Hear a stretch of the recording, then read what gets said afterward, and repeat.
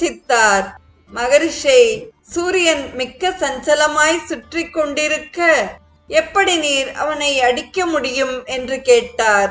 சூரியன் எப்பொழுது சஞ்சலமாக இருப்பான், எப்பொழுது அசைவற்று இருப்பான் என்பதை நான் ஞானக்கண்ணால் அறிவேன்.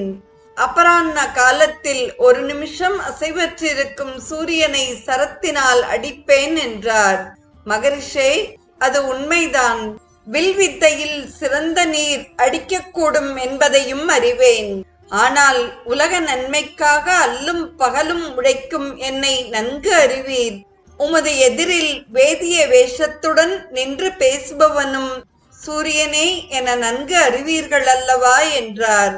அதை கேட்டு புன்னகை கொண்ட முனிவர் பாஸ்கரனை பார்த்து, நீ செய்வது உச்சிதமானாலும் தாபத்தை அகற்ற வழி என்ன என்று யோசித்து கூறும் என்றார்.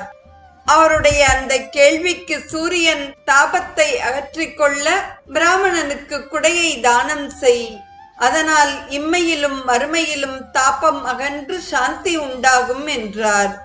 அன்றியும் சூரியன் முனிவர்க்கு ஓர் குடையையும் 2 பாதுகைகளையும் அளித்து, மகரிஷே, தலையில் உஷ்ணம் வராமல் காப்பது குடை, காலில் உஷ்ணம் படாமல் காப்பது பாதுகை, இவைகளை ஏற்றுக்கொள்ளுங்கள்.